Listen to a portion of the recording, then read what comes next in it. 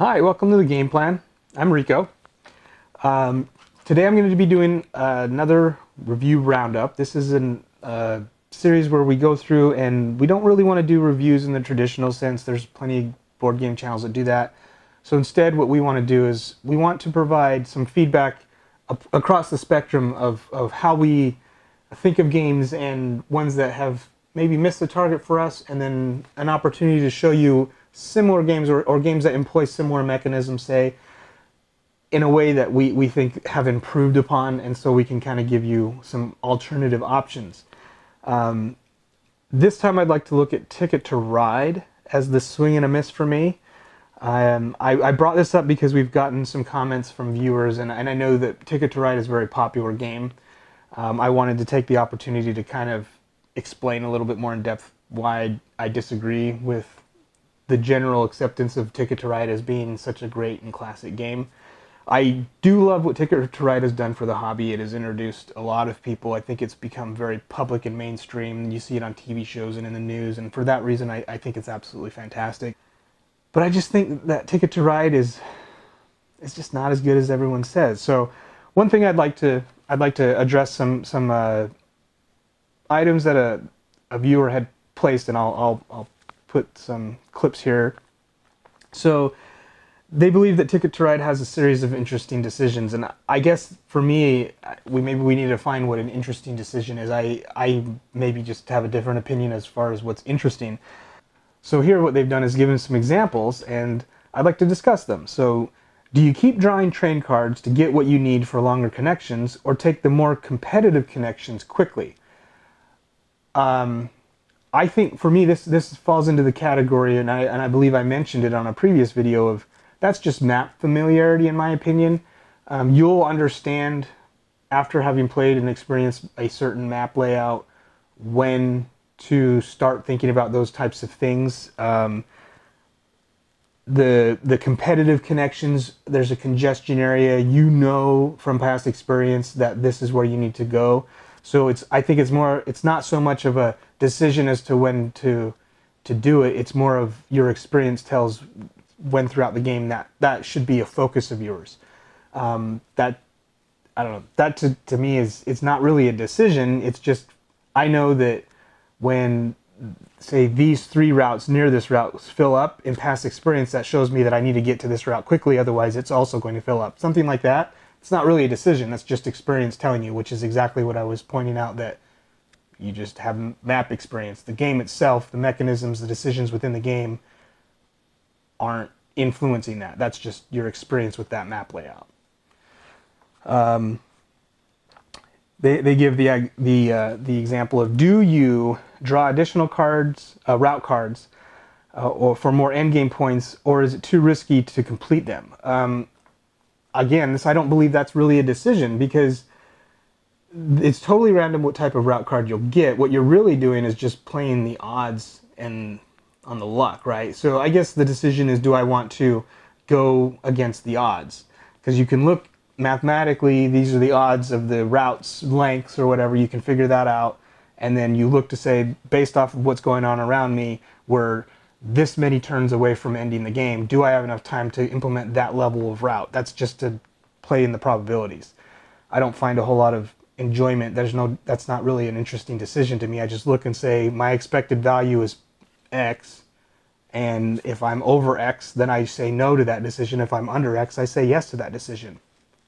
That's not an interesting decision for me. So they ask, would you be better just placing trains for points and trying to trigger the end of the game faster? I think that's a cheat question for me, because if the question is, do I end Ticket to Ride faster, the answer is always yes. But I get what you're saying. I guess my counter to that is, based on what other criteria? Drawing into more random route cards? Drawing into more random train cards? I mean, you can pick from what's being shown, but if it's not what you need, it's just random. And again, the experience that you have on a map or how the game plays out will dictate what decision you make. There's not really much to think about, in my opinion.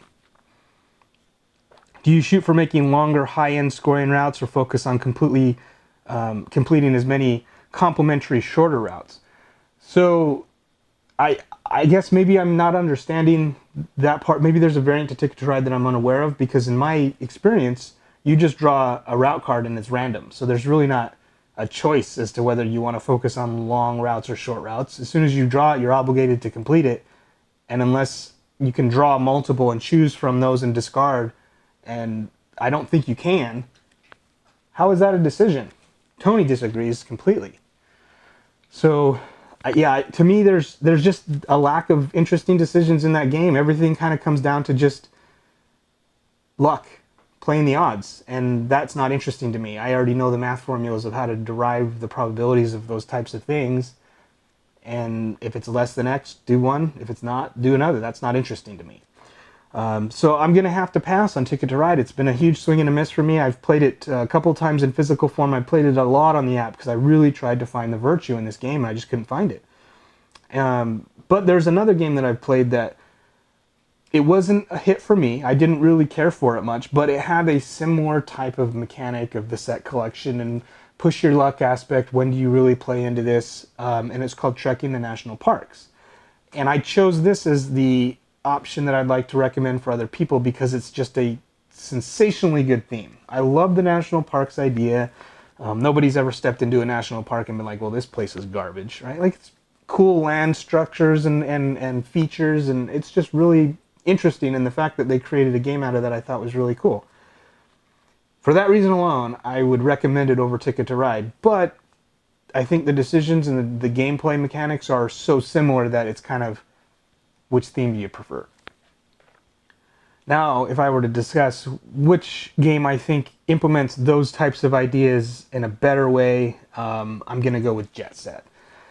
Jet Set is a similar route building type of game, but instead you have the opportunity to use routes that other people have built, but you basically are be paying them. Or there's some sort of player, not necessarily like negative player interaction, but there are consequences for other players for the actions that you take, but they don't block you necessarily. They just, okay, now I can either build around this route that's been blocked, take the time and energy and resources and all that to do it, or I can just use their route and they get a kind of a piece off the back end. So I'm kind of helping them, but they're really helping me.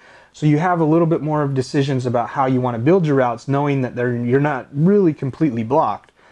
And then I know Ticket to Ride has a lot of expansions, and I haven't played any of them. I really would like to try some. I think there are some that people have said probably are more up in my wheelhouse. The Ticket to Ride Europe, I've heard, is one that I should try.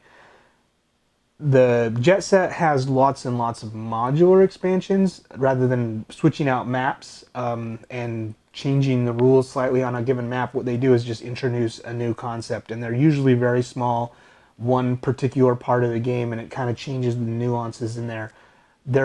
I've got 2 expansions that have within them, I think, like 6 modular expansions each. So there's lots and lots of modules, and I'd recommend playing with maybe 2 to 4 of them for any given gameplay. I learned with all of them at once, and that was a huge mistake. I would not recommend doing that, but I think that you pick and choose which modules you want based off of the group that's there, because I think you can put together a collection of modules that elevate the game into a little bit more complex, more interesting. But then you can also use other modules that keep things very simple and then just try and kind of give more variety in the game. The decisions there, I think, are much more clever. You have a lot more flexibility and options when you're making your decisions than you would in, say, just is my expected value X or Y. So for that reason, I would say Jet Set is the ideal implementation of that idea in gaming, more so than Ticket to Ride, which was a huge swing and a miss for me, and then Trekking the National Parks, which I think, other than the theme, kind of falls into the same pitfalls as Ticket to Ride does. So I'm sure I'm going to be getting a fair amount of comments on this one, and that's fine. I mean, this is all opinions, and nobody's right, nobody's wrong. It's just fun to talk about. But I'd love to hear what you have to say. Where have I misunderstood in the Ticket to Ride universe? I'm sure there's probably something that can be said about my ignorance of decisions in that game. I'd love to hear about them. Go ahead and chat them below. I'll see you guys next time.